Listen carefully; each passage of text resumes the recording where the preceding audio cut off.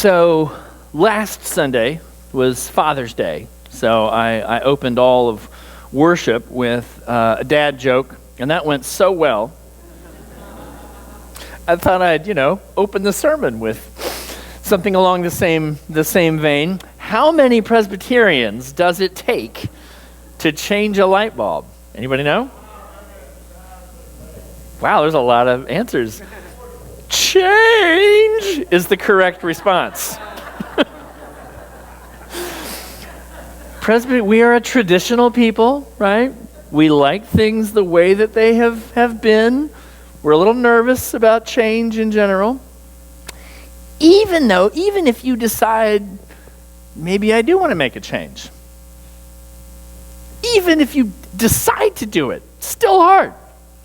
There's a parable about a bunch of frogs, 10 frogs, sitting on a log. The log was a great spot, the sun was shining down, lots of flies. But time had passed, sun had shifted, and the flies were no longer buzzing like they had been. So 3 of the frogs sitting on this log decide, this is nuts. We're cold, we're hungry. They decide to jump off and find a better spot. How many frogs are left on that log? You want to say 7. I heard 7. If the frogs are anything like people, the answer is probably 10. We can make a lot of decisions to change, right? We can make a lot of plans to change, but when it actually comes to doing it, that is a very different thing. This is what Paul's talking about. He says the good that I want to do, that is not what I do. The thing that I hate, the thing I don't want to do, that's the thing that I do. And I find it to be a law, he says, that when I set out to do the good, when I have a plan, I'm gonna make good decisions. That's when I discover there's a war going inside of my body. Part of me wants to move down that path and make good decisions, and then it's like I'm in rebellion against myself. I'm fighting myself. Does anyone relate to Paul? Yeah, so human. So human. Now, a lot of ways of interpreting Paul. As you know, every scripture you find 5 theologians, you got at least 7 possible readings, right? And there's a group called the New Perspectives of Paul group. I'm not sure how apt the name is. It was started in the mid-70s. They're still calling themselves the New Perspectives on Paul. I think that's pushing it myself. Go for it. But they would say Paul is not actually talking about himself or us. He was describing himself before faith. And somehow with Jesus, he comes to the light and doesn't have any of the struggle anymore. I myself find that not believable. In fact, people from their own movement say, even here in this part, Paul's language is so vibrant, he seems so passionate, it doesn't feel like he's describing something settled and in the past, does it? It sounds like this is a present reality for him. Wretched man that I am, he shouts.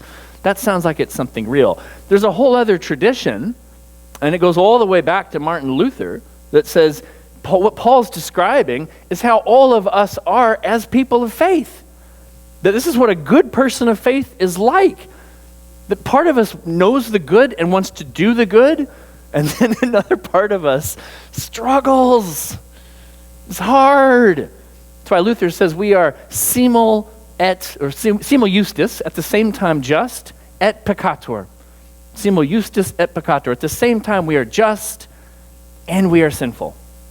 We are sinners and saints all the time walking around. Luther says that's what it is to be a person of faith. Now, as is the case so often with Paul and others in the first century, people today, 2,000 years later, are just beginning to unravel the wisdom that Paul had his finger on. There are a couple of folks, Robert Keegan and Lisa Leahy at Harvard, who have studied adult development and why it's so hard for us to change their entire lives. They've devoted their entire lives to this. And it's a big deal. It's a big deal. There's a lot of money involved in this. For instance, there was a huge study years and years ago of heart patients. And so they had these really ill heart patients. They go in and their physician tells them, look, you've got to make some major changes to your diet, your exercise. You got to take these statin things. And they interviewed them all at the end of this. And they said, do you understand what the orders were? Yes. Do you understand how important it is? Yes. How likely, they said, do you think it is that you're going to be doing this in a year? You're going to be compliant. They got 100%. Anybody have any clue? Oh, it's unfortunate. 1 in 7 or 1 in 9, a couple of different studies.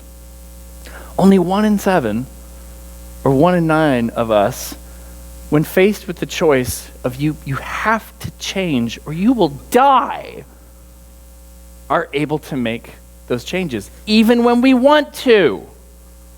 See, they controlled for mental illness. These people were not mentally ill. They didn't have some weird death wish. They all wanted to make the choices. And yet a year from that point, hardly any of them had. So Keegan and Leahy, fascinated by this, wanting to help, wanting to figure things out, they found a key. They found something that was crucial and an intervention that wound up helping people help themselves to change their outcomes. So they did a whole nother study, worked with these folks, same issue, diet had to change, exercise, and these statins, these pills you have to take every single day. And here's how it would go. They would find a group of people that were not being super compliant a little ways into the study. And Keegan said, here's what the conversation was like. He'd call up a person, and the guy would say, hello, and Keegan would say, hey, this is, Bob Keegan. How are things going? Well, not very good. He'd say, well, tell me about that. He'd say, well, I had a goal of taking my meds every single day. I had a goal of making sure I would fill these prescriptions before they were going to run out. In fact, I had a goal and did this of having the pharmacy call me when it was going to be getting close to doing that. And Keegan said, how's it going? Well, it's awful. So I've maybe had 5 or 6 days in a row, but I've had months where I haven't taken anything. Right now, I don't have any of the meds at all. And when the pharmacy calls me, because I told them to call me, as soon as I figure out it's them, I hang up.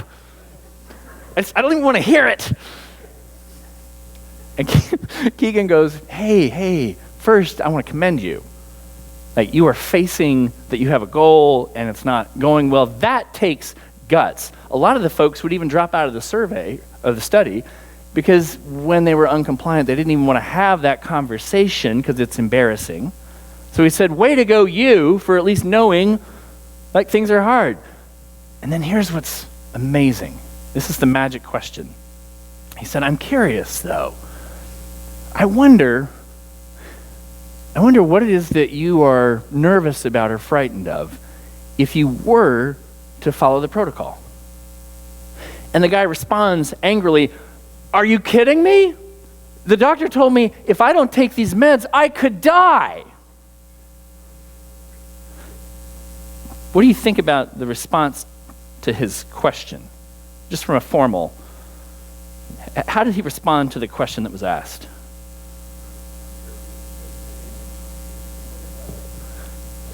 Did he actually answer the question that Keegan asked? No, Keegan said, I wonder what you're nervous about or frightened of if you take these drugs. And the guy said, if I don't take these drugs, I could die. And Keegan said this happened all the time. He'd say it again. It often took 2 or 3 times of asking this. He'd say, I hear you. I hear that.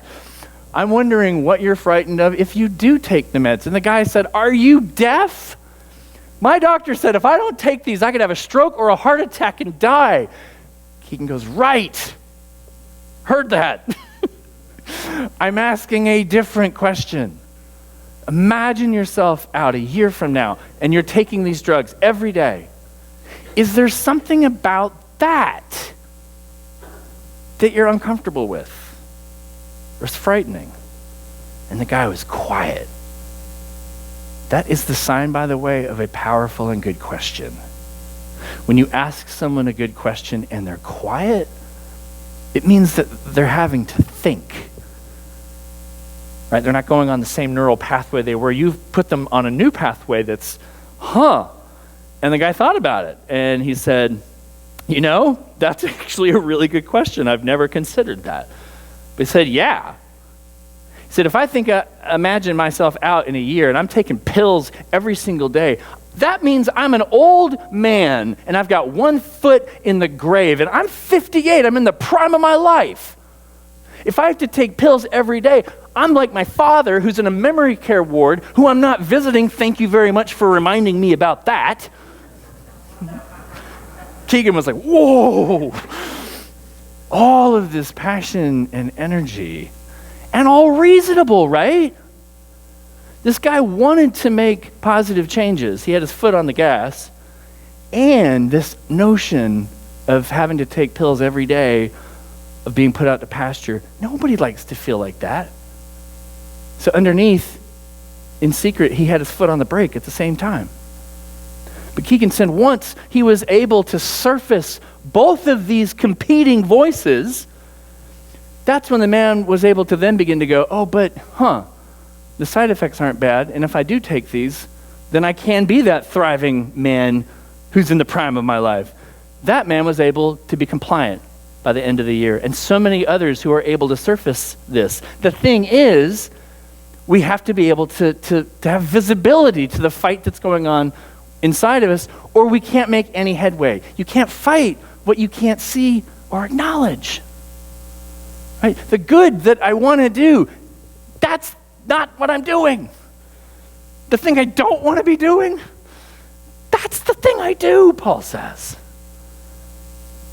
If you have something that you're chewing on, if there's a change that you've needed to make or you've been struggling with, a really good question after you stop beating yourself up, good luck on that one. A really great question is to say, I wonder what, if I imagine myself actually being successful in these goals, I wonder what I'm nervous about or frightened of about that. That is a really interesting question. And here's the thing, this difficulty with change, it's not just impacting individuals, is it? No, every group you've ever been in your life, your family, your workplace, your church, groups really don't like to change, even when we know we have to. Have you been in that team meeting that's like, we got to make changes, huge changes, and everybody agrees, and you go out and you do the same things you've been doing? Yes, that's what the entire letter of Romans is about. So Romans is kind of it's a fascinating letter. It's the one written at the very end of Paul's life. It's the last letter, only it's the first, right, in the order. New Testament ordering is fascinating. I don't know if you know this. The Gospels come first because they're the most important. Then there's Acts. And then the letters of Paul. They're ordered not by date when they're written. They're not alphabetic. That would be helpful. They're ordered by length. So Romans is the longest letter, so it comes first. That's very logical. If you ordered your library like this, it'd be like all the Russian novelists in the front with like War and Peace, and you'd never get through anything.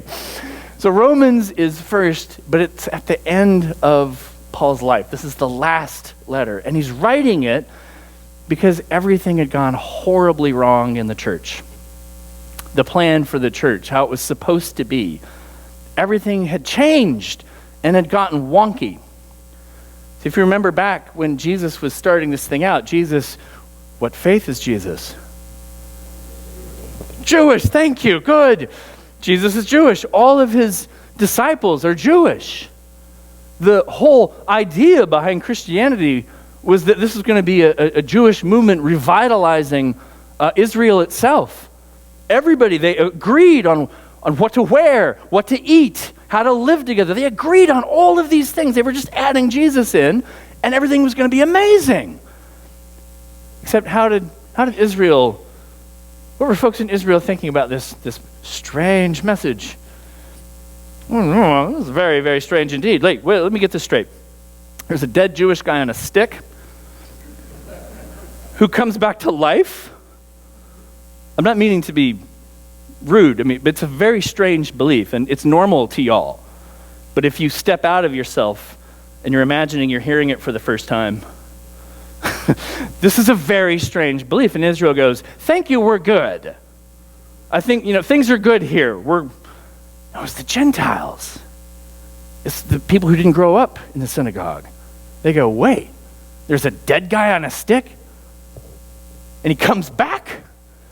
That's fascinating. Tell us more. And so first it became sort of a mixed movement, but by the time Paul was writing this letter, almost all of the people in the church were Gentiles. Can you imagine what it would have felt like if you were the founders of this church? You had a dream for how it would be. You were Jewish, your friends are Jewish, you all agreed on how to dress, on how to eat, how to live. It was bad enough that they let some of the Gentiles in the first place. That was hard. You sucked that up. But then by the end of your life, that's all who's left. You gave your life to this church. In some points, you gave your life's blood. And then it changes. They let all these crazy people in who aren't like you. Oh, so hard. That's why Paul writes the whole letter of Romans itself. He's trying to address this anxiety and this grief. And he says, I know. Like all these Gentiles are in. He says, the best that he does, this is chapters 9 through 12. This is the summary. He says, I don't know why God's doing this. He says, maybe God is letting the Gentiles in, maybe, so that Israel gets jealous. He says, and in the fullness of time, because Paul is a universalist, Paul says, in the fullness of time, then ultimately everyone's all going to be hanging out together one day. That's Paul's hope. I don't know how well that, hope worked out, but he was trying to address the pain of change. And a church that struggled. Our church still struggles with change, don't we? Only we're not arguing about Gentiles anymore. Have you ever had that argument? Should Gentiles be allowed in the church, Craig? No, we don't have that argument because almost all of us are Gentiles. I have some friends that are Jewish that are in the church, but most people were not born in the synagogue. So all of us are like, well, of course we belong. I mean, why would they even argue about that? No, we argue about different people. We argue whether our children, our gay children, our lesbian children, our transgendered children, we have big fights about whether they're allowed to be in here, whether they should be blessed or ashamed. Now, we're in a Presbyterian world. We went through massive fights and difficulty. Church has left. Lots of pain. I've lost a lot of friends. Kept some, as many as I can. But we're a small denomination in the large scheme of things. I don't know if you're paying attention in the world these days, but the Roman Catholics, the United Methodists are torn up right now. They're like 5 times as big as we are. Torn up on this issue. I have 2 students at Duke. One's an RCA, Reformed Church in America leader. One is an Evangelical Covenant leader. Their denominations, massive national meetings right now. Anger, hurt, both of these students that I care for greatly will probably lose their jobs. Because the decision that's being put to them is you can either keep your job and stop loving people, or you can stop loving people and have a paycheck. And all of these people want to stay doing the work that they're doing, but they're like, if I have to not welcome and love children, I'm not doing it. We still struggle with change. And it's almost all demographic, by the way. It's not like there's a real division. If you look demographically at the folks who are really having a hard time welcoming, we tend to be older. These are the folks that built this church. They gave to it. And they're looking at what's happening. They're like, this was my church. I built it. And it's going in these crazy ways. It's so hard to change.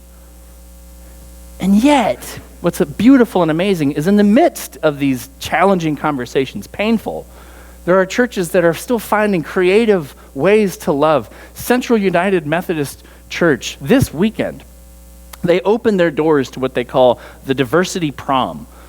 They welcomed lesbian, gay, people who identify different ways, and anyone who wanted to show up and have a fun time and be loving and kind, to have a prom in their church. Huge risk. I promise you on Monday, they will have threats to their building and to their leadership because they did this. But when these folks approached them and said, will you create a loving and safe space for our children? They're like, how can we not do that? Change is so hard for all of us. We've got our foot on the gas. We've got our foot on the brake. In order to change, though, the main thing we have to do is just acknowledge that. This isn't about good people and bad people, right? This is about all of us trying to figure out how to care for shifting institutions in a shifting world, and it's hard.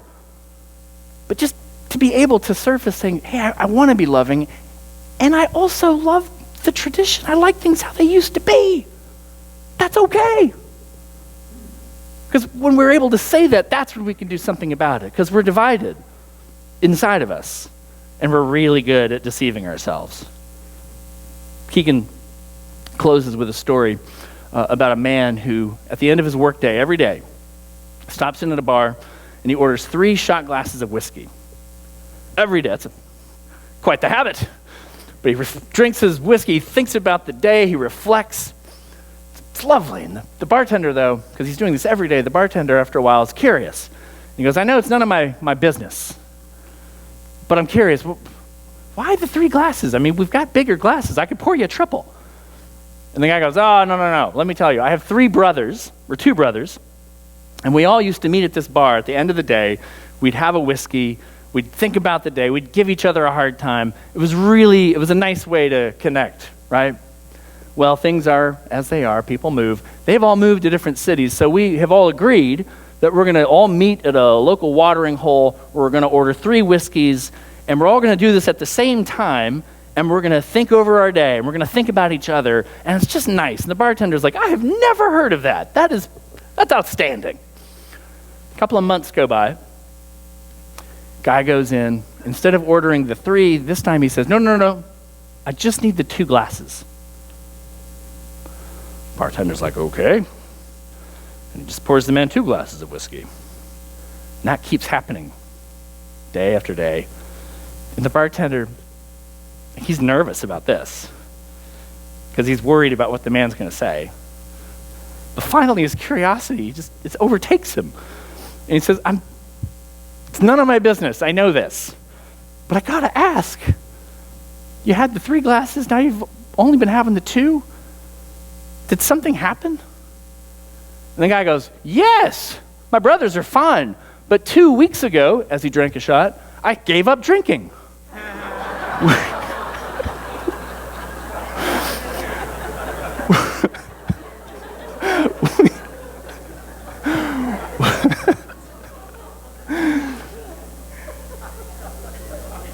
Change is really, really hard. It's hard for each of us. It's hard for our groups.